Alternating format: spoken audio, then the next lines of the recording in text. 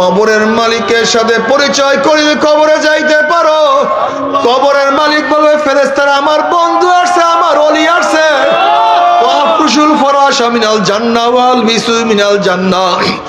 আমার বন্ধুর শরীরের মধ্যে জান্নাতের বিছানা আমার বন্ধুর কবরের মধ্যে জান্নাতের বিছানা বিছায়া দে, শরীরের মধ্যে জান্নাতের পোশাক লাগাইয়া দে, জান্নাতের নাজ নিয়ে গোটা কবরটাকে ভরিয়া দে। কোনো টেনশন নাই, কোনো চিন্তা নাই, কবরের মালিকের সাথে পরিচয় আছে। আর যদি কবরের মালিকের সাথে পরিচয় না করিয়া কবরে যাও, কবরের মালিক বলবে, হে কবর, আমার দুশ্মন আসছে, আমার শত্রু আসছে, হে কবরের মাটি চাপ দে। অমনি কবরের দুই পাশের মাটি এত জোরে চাপ মারবে, চাপের ছড়ে এক পাথরে হাঁটি আর এক পাথরে লাগাইয়া ফালাইবে। আল্লাহ ফেরেশতারা আমার দুশ্মন আসছে, আগুন জ্বালাইয়া দে। অমনি গোটা কবরটা হুফরাতুম মিন হুফরাইন নার, এ সাপ জড়াইয়া ধর। অমনি 99টা সাপ প্যাঁচ মারবে। লাউ নাফাকা ফিল আরদি মা আনবাতাত খাতরা।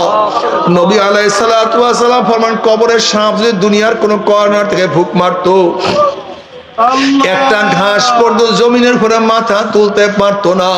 ভালো ছাত্র হওয়ার সাধনা করলে ভালো ছাত্র হওয়া যায়, ভালো কৃষক হওয়ার সাধনা করলে ভালো কৃষক হওয়া যায়, ভালো ড্রাইভার হওয়ার সাধনা করলে কি হওয়া যায়? ভালো ড্রাইভার হওয়া যায়। ধনী হওয়ার সাধনা করলে ধনী হওয়া যায়। আমার মাওলাকে পাওয়ার সাধনা করলে আমার মাওলাকে পাওয়া যায়।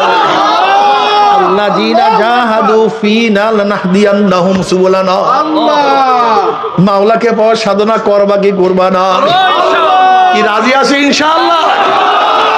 কি রাজি আছেন ইনশাআল্লাহ? আল্লাহ আমাদের সবাইকে কবুল করিয়া নাও। মাওলাকে পাওয়ার জন্য সবচেয়ে বেশি সাধনা করছে নবীরা। জোরে বলো, কারা? নবীরা সর্বোচ্চ সাধনা করছে, জীবনটাকে মাওলার পথে কাটায়া দিছে। তুমি কি দেখো নাই? নবী ইব্রাহিম আলাইহিস সালাতু ওয়াস সালামকে আমার মাওলা বারবার পরীক্ষা করে, ওয়াইযাব তালা ইব্রাহিম রাব্বুহু বিকালিমাতিন ফাতাম্মাহুন্না। বারবার পরীক্ষা করে, প্রত্যেকটা পরীক্ষায় ফার্স্ট ক্লাস পাস। এই যে কয়েকদিন আগে কোরবানি গেছে, ফার্স্ট ক্লাস পাস। আল্লাহ ইসমাইল আলাইহিস সালাতু ওয়াস সালামকে আল্লাহ পাক পরীক্ষা করছে, ফার্স্ট ক্লাস ফার্স্ট। আল্লাহ আইয়ুব নবী আলাইহিস সালাতু ওয়াস সালাম 18 বছর অসুস্থ ছিলেন। কত বছর? রোগের মধ্যে পড়া, সমস্ত শরীরের মধ্যে অবস্থা খারাপ। তার বাদশাহী শেষ, তার টাকা পয়সা সব শেষ, কেউ নাই, কেউ নাই। শয়তান বারবার বলছে ঔষধ খা, একটু চিকিৎসা কর। বারবার বলে না, আমার আল্লাহ আমাকে দেখতে আছে, খবরদার তুমি এই কাজ করিও না। এর নবীদের হালাত। তোমার আমার জন্য ঔষধ খাওয়া সুন্নাত, নবীদের সাথে তোমার আমার তুলনা নাই। তোমার আমার বিপদে পড়লে ওয়াসাইল, এটা সুন্নাত। কিন্তু নবী ইব্রাহিম আলাইহিস সালাম আগুনে ফালাইছে, সে ওয়াসাইল গ্রহণ করে না, এটা নবীদের হালাত। কথাটা বুঝাইতে, খবরদার। নবীদের মধ্যে তোমাদের মধ্যে আমাদের হাজার হাজার কোটি কোটি পার্থক্য। আইয়ুব নবী আলাইহিস সালাতু ওয়াস সালাম আমার মাওলা পরীক্ষার মধ্যে ফালায়া দিছে, অসুস্থ, পোকা কটকট কট করে খবরদার, আহুহ নাই। জবানের মধ্যে মাওলার জিকির জারি, শুধু বলে আল্লাহ। কলিজা ঠান্ডা, আলা বিযিক্রিল্লাহি তাতমাইন্নুল কুলুব। কলিজা ঠান্ডা। হযরত জিবরাইল আলাইহিস সালাতু ওয়াস সালাম একদিন আইয়ুব নবী আলাইহিস সালাতু ওয়াস সালামকে আসছে, সালাম দিছে, কিন্তু সাথে সাথে সালামের জবাব নেয় নাই। কিছুক্ষণ পরে সালামের জবাব নিলেন। জিবরাইল আলাইহিস সালাতু ওয়াস সালাম বললেন, নবী আইয়ুব, আপনি কেন সাথে সাথে সালামের জবাব নিলেন না? এবার আইয়ুব নবী আলাইহিস সালাতু ওয়াস সালাম বলে, ভাই জিবরাইল, আল্লাহ পাক কিছু মেহমান আমাকে পাঠাইছে, যে মেহমানগুলি আমার গোশত এবং রক্ত খাইয়া বাসে। এর মধ্যে কিছু মেহমান আমার জিব্রার মধ্যে খানা খাইতেছিল। যদি আমি সালামের জবাব দিয়ে জিব্রায় নাড়া লাগবে, পড়িয়া যাবে, ওদের কষ্ট হবে, ওদের খাওয়া শেষ। এরপরে সালামের জবাব নিছি। আমার মাওলায় বলে, আইয়ুব পরীক্ষা শেষ, আমি তো সমস্ত রোগ ভালো করিয়া দিলাম। পরীক্ষা শেষ। আল্লাহ পাক কালামে পাকের মধ্যে ফরমালেন, নাবলুওয়ান্নাকুম বিশাইয়্যিম মিনাল খাউফি ওয়াল জুই ওয়া নাকসিম মিনাল আমওয়ালি ওয়াল আনফুসি ওয়াস সামারাত ওয়াবাশশিরিস সাবিরিন। আল্লাহ পরীক্ষা করব, ওয়ালা নাবলুওয়ান্নাকুম, আমি তোদেরকে পরীক্ষা করব। যারা মুমিন, যারা মুসলমান, মাওলায় মাঝে মাঝে পরীক্ষা করবে। পরীক্ষা করবি করবে। আল্লাহর কাছে দোয়া করো, মাওলা হে পরীক্ষা ছাড়া পাস করাইয়া দাও। আর পরীক্ষা যদি দাও, পাস করার ব্যবস্থা করিয়া দাও।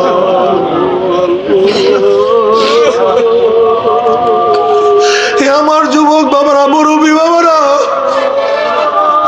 আমার মাওলায় পরীক্ষা নিলে সেই পরীক্ষায় পাস করার ক্ষমতা আমরা কেউ রাখি না। এর জন্য মাওলার কাছে দোয়া করে, মাওলা হে পরীক্ষা ছাড়া পাস করাও। আবার যদি পরীক্ষা দেয়, এমন পরীক্ষা দাও যে পরীক্ষায় তুমি পাস করার ব্যবস্থা করিয়া দিও।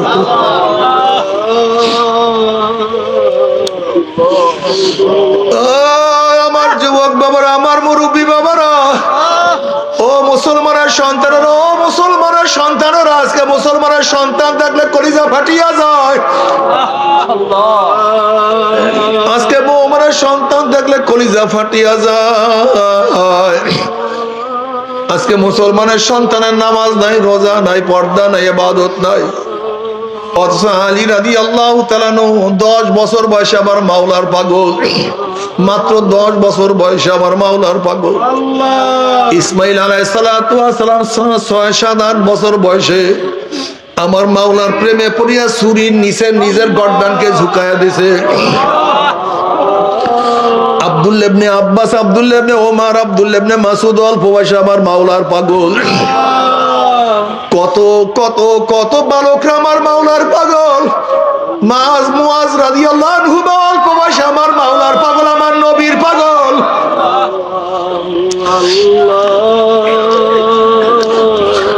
অথচ তোমার আমার অবস্থাটা কি জানি না রে বাবা। আমার যুবক বাবার, আমার মুরব্বী বাবার, আমার পর্দার মা বোনেরা, মাওলার পাগল হইয়া মাওলার কবরে যাও। মাওলার পাগল না হইয়া কেউ মাওলার কবরে যাইও না। তুমি কি দেখো নাই, তুমি কিসে পড়ো, 10-এ পড়ো, তুমি কি দেখো নাই 9-এর কত ছেলেরা আমার মাওলার পাগল। আমি একবার মুন্সিগঞ্জে মাহফিলে গেলাম, একটা ছাত্র আমার সাথে দেখা করার জন্য আসছে। পাগড়ি পরা, লম্বা জামা, সুন্দর চেহারা। আমার সাথে দেখা করার পরে বললাম, ভাই ছাত্র তুমি, বাবা তুমি কোথায় পড়ো, কোন মাদ্রাসায় পড়ো? ছেলে বলে, হুজুর আমি তো মাদ্রাসার ছেলে, আমি স্কুলের ছেলে।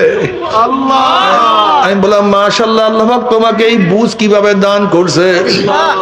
এবার ছেলে বলছে, হুজুর আমার বাবা মা ইটালিতে থাকে, নানা বাড়ি থাকিয়া পড়াশোনা করি। আমি দুষ্টামি ফাইজলামি করি, একদল মানুষ আমাকে দাওয়াত দিয়া চরমনাইন ময়দানে নিয়ে গেছে। চরমনাই ময়দানে যাওয়ার পরে আমার মাওলা আমাকে বুঝ দান করছে।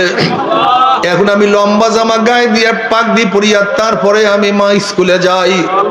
উস্তাদরা পছন্দ করে না, আমার সাথীরা টিটকারি করে। নানা নানু বাপ মার কাছে নালিশ দিছে, আমাকে ইটালিতে নিয়ে যাবে। ছেলেটা অবশ্য এখন ইটালিতে চলিয়া গেছে। এবার মাহফিলে আসছিল। আমি পরীক্ষার জন্য বললাম, বাবা এত অল্প বয়সে কেন তুমি এত সুন্নাত অনুযায়ী চলো, একটু বড় হইয়াল। ওই ছেলের 2 চোখের পানি ফেলাই দিল, হুজুর আমার বাবা যাইতে পারে, মা যাইতে পারে, নানা যাইতে পারে, নানু যাইতে পারে, আমি সব কিছু ত্যাগ করতে পারবো, কিন্তু আমার নবীর সুন্নাত আমি ত্যাগ করতে পারবো না।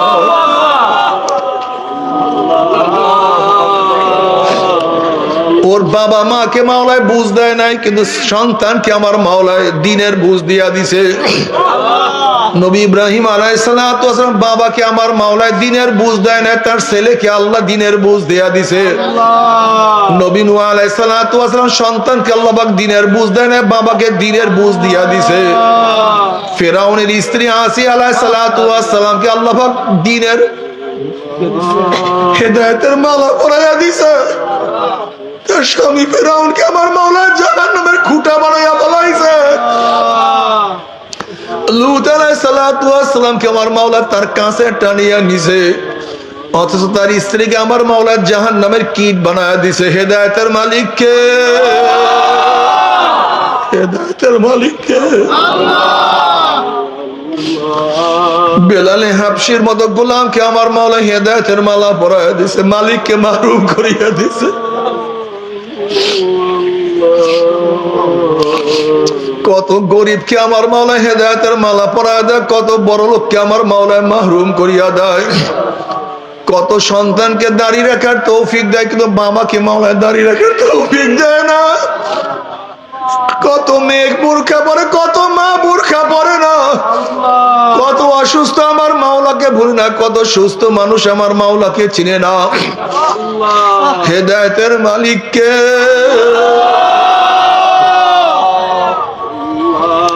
এর জন্য সব সময় মাওলার কাছে দোয়া করতে থাকো, সব সময় মাওলার কাছে রুজু হও। ঘরের মালিকের সাথে পরিচয় থাকলে যত রাত্রি ঘরে ঢুকো না কেন কোনো টেনশন নাই। যেরকম শ্বশুর বাড়িতে রাত্র 3টায় যদি নক করো, শ্বশুর বলবে কে? বলবে আব্বু আমি আপনার জামাই। অমনি শ্বশুর লাফ দিয়ে উঠবে, আমার জামাই এত রাত্রে কেন আসছে? এ বাতি জ্বলা, এ দরজা খোল, বিছানা বিছা, খানার ব্যবস্থা কর, নাস্তার ব্যবস্থা কর। যেহেতু ঘরের মালিকের সাথে পরিচয় আছে কোনো টেনশন নাই। কিন্তু ঘরের মালিকের সাথে পরিচয় না থাকে, রাত্র গভীর রাত্রে নক করলে বলবে চোর আসছে, ডাকাত আসছে, ওকে ধর, ওকে মার, ওকে বান। যেহেতু ঘরের মালিকের সাথে পরিচয় নাই। ঠিক কবরের মালিকের সাথে পরিচয় করিয়ে যদি কবরে যাইতেই পারো, কবরের মালিকের সাথে পরিচয় করিয়ে কবরে যাইতে পারো, কবরের মালিক বলবে ফেরেশতারা আমার বন্ধু আসছে, আমার ওলি আসছে।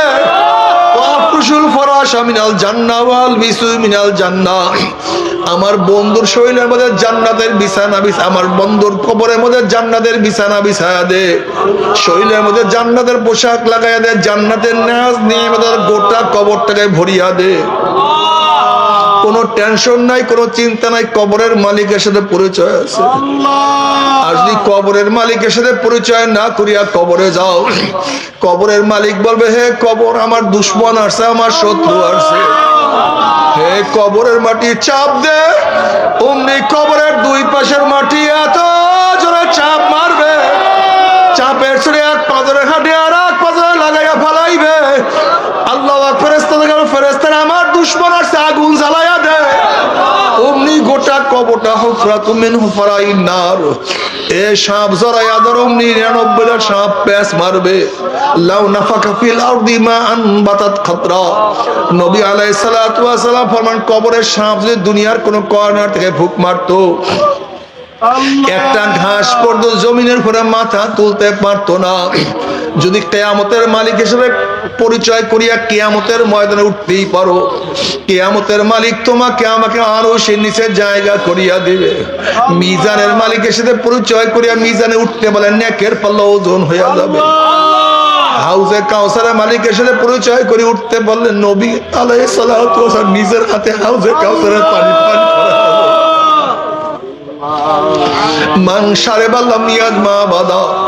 যেই ব্যক্তি এক পেয়ালা হাউজে কাউসারের পানি পান করবে 50,000 বছরের মধ্যে আর কোনদিন পানি পয়সা লাগবে না।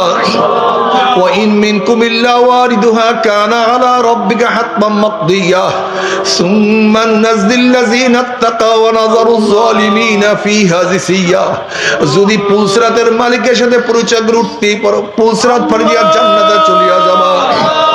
আর কিয়ামতের মালিকের সাথে পরিচয় না করিয়া যদি কিয়ামতের ময়দানে উঠো, কিয়ামতের মালিক ধাক্কা দিয়া সূর্যের গরমের নিচে ফালাইয়া দিবে।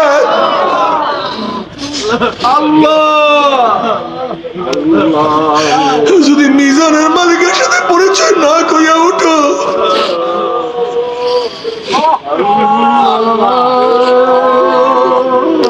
গুনার পাল্লা ওজন হয়ে যাবে।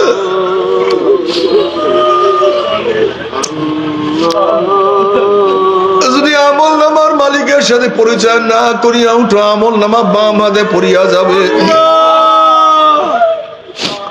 وأما من أوتي كتابه بشماله فيقول يا ليتني لم أوت كتابيا ولم أدر ما حسابيا يا ليتها كانت القاضية ما أغنى عني ماليا هلك عني سلطانيا خذوه فغلوه ثم الجحيم صلوه ثم في سلسلة ذرعها 70 ذراعا فاسلكوه।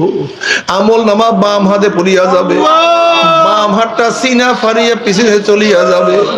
নাফরমান বলবে ইয়া লাইতানি লাম উতা